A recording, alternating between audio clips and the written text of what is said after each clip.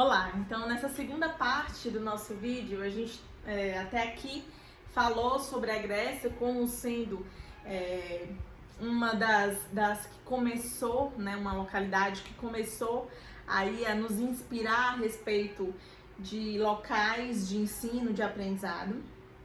Como nós sabemos, ainda era um protótipo de escola, não chegavam a ser realmente escola como nós conhecemos hoje, mas já eram aí inspiração para o que nós temos atualmente.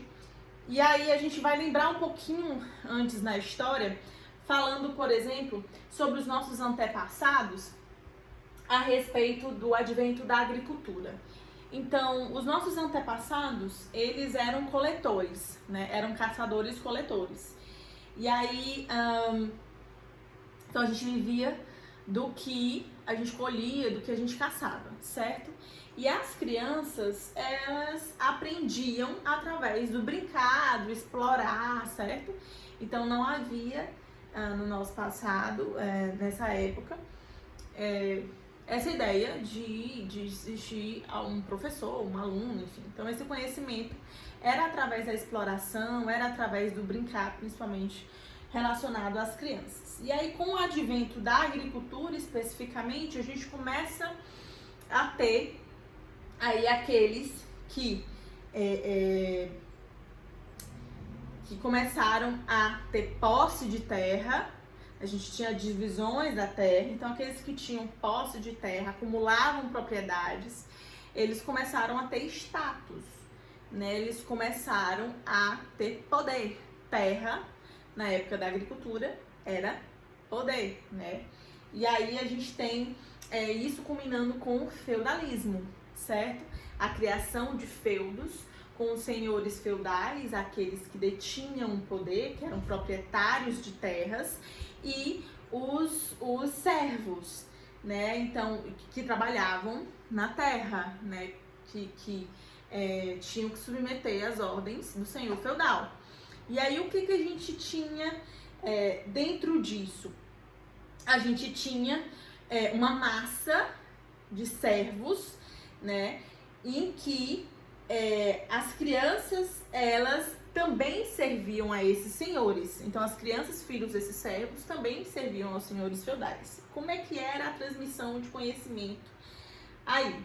Então, as crianças, elas aprendiam também na sua prática do dia a dia, nas terras, certo? Então, elas aprendiam através da prática delas, trabalhando com seus pais nessa terra, né?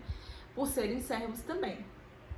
E aí, uma das principais coisas que elas tinham que ter, ou que elas tinham que adquirir, era a obediência, era suprimir as suas vontades. Por exemplo, essas crianças que eram servos queriam brincar, mas tinham que trabalhar, né, para poder ajudar seus pais aí nessa produção na terra. E aí, então, elas tinham que suprimir essas suas vontades de brincar, enfim, para poder trabalhar na terra. E aprendiam também a reverenciar os seus senhores, né, os mestres, os senhores feudais, certo? Então, aqui, a transmissão do conhecimento continuava sendo através de pai para filho, né? Nesse trabalho com a terra, nesse trabalho que eles tinham aí nessas propriedades. Isso com os servos. E com os senhores feudais, como isso acontecia? Bom, a coisa era diferente. Então, com os senhores feudais, eles eram, né, tinham um poder, né? Então, eles tinham a possibilidade também de contratar principalmente o pessoal do clero, né, o pessoal da igreja, para ensinar os seus filhos, por exemplo, né, algumas coisas. Então, continuava sendo uma transmissão de conhecimento dentro de casa, basicamente dentro de casa. Para os servos era de uma forma, eles tinham que aprender a obedecer. As crianças servas dos senhores feudais tinham que aprender a obedecer, tinham que aprender a reverenciar os seus senhores e a suprimir suas vontades. E as crianças, filhos desses senhores feudais, aprendiam outros conteúdos mais rebuscados, né, acerca de matemática, né, enfim, de comunicação. Então, eram acerca de religião, né? Então eram conteúdos mais rebuscados. Então vejam que aqui o ensino ele continua sendo de pai para filho, né? Ou continua sendo dentro de casa, pelo menos. Mas vejam que a gente já tem diferença aí dentre as classes no que é ensinado, certo? Então a gente tem já grandes diferenças, certo? E aí a gente entra no período do Renascimento por volta do século XII. Então no período do Renascimento a gente tem a ideia de que se precisava priorizar a razão do ser humano, né? Se precisava priorizar o homem como construtor do conhecimento. Então até aqui no feudalismo a gente tem ainda um grande poder, inclusive da igreja, né, sobre as pessoas, enfim. No Renascimento a gente tem uma visão mais central no homem e nesse homem que deveria construir conhecimento. Então, artes começaram a ser valorizadas, ciências, produção de conhecimento começou a ser valorizado, né? Então, o Renascimento ele traz um novo olhar diante do homem, desse homem que precisava agir pensando em produzir novidades, em produzir conhecimento de fato, né? Então a gente tem essa nova leva aí por volta do século XII, desconstruindo algumas coisas que a gente tinha antes, principalmente de um conhecimento muito voltado para a questão religiosa. E agora a gente tem um homem como um centro, né? No Renascimento, a questão do iluminismo, a gente tem um homem como um centro e esse homem que precisava agir através da razão, né? A ideia do racionalismo e a ideia de ciência, de valorização das ciências.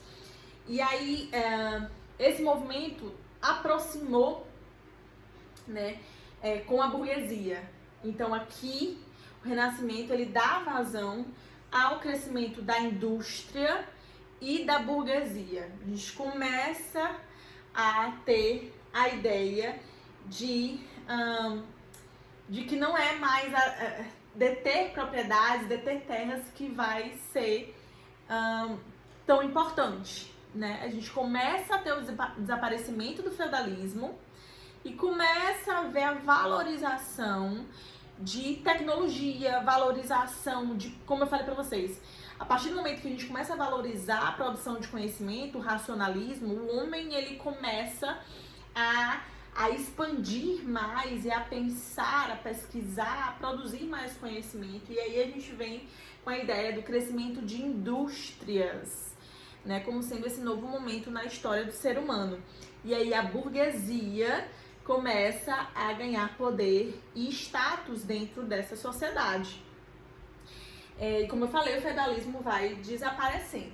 Então, até então, o que a gente tem? No feudalismo, a gente tem essa divisão de classes sociais, já, né, estão lembrados, e que a transmissão de conhecimento modifica a depender da classe, certo? Então, as crianças servas, né, elas aprendiam a continuar obedecendo e a continuar levando a vida de servos.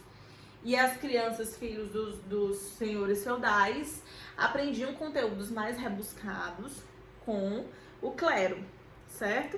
Então, tinham acesso aí a maiores conhecimentos.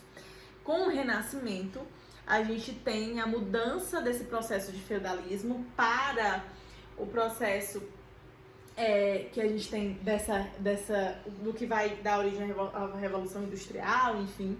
A gente tem aí o crescimento das indústrias e o aparecimento dos burgueses, da burguesia, como sendo essa nova classe de poder. No entanto, essa diferenciação de conhecimentos a depender da classe social não modifica. Então, a vida das crianças que eram servas não modifica agora com o surgimento, com o advento dessas indústrias, certo? O que acontece? As crianças continuaram trabalhando, né? Então, se a gente tem crianças trabalhando no feudalismo, a gente tem, né, no caso na terra, a gente tem aqui nas indústrias crianças trabalhando também. E o aprendizado delas era basicamente o mesmo no que diz respeito à obediência e manutenção da classe social, certo?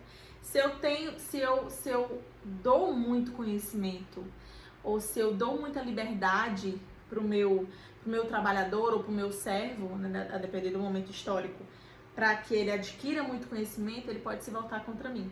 Lembram aquela frasezinha lá do Alexandre o Grande, né, a respeito da liderança, da importância da liderança, de como essa liderança transmite esse conhecimento? Pois é, a gente consegue aplicar aqui, gente. Não havia interesse em se deixar livre os trabalhadores, no caso aqui agora, e também no sistema feudal também era do mesmo jeito, se transmitir muito conhecimento para eles. Não havia interesse. Por quê? Porque deter conhecimento é deter poder, né? Então era muito mais interessante mantê-los alienados para que eles continuassem sendo obedientes, para que eles não se revoltassem contra o sistema, para que eles continuassem trabalhando bonitinho do jeito que os grandões queriam, né, o pessoal da alta sociedade queria, do que eu oferecer muito conhecimento e eu oferecer liberdade de conhecimento e essa classe se voltar contra mim. Então era essa a ideia e continuou sendo aqui na época do surgimento das indústrias, certo? E aí a gente, na próxima parte da nossa aula, a gente termina esse slide falando sobre como foi que isso começou a mudar. Como foi que a gente começou a ter a necessidade de se tirar essas crianças dessas indústrias, ok? Então, eu encontro vocês na parte 3 daqui a pouco.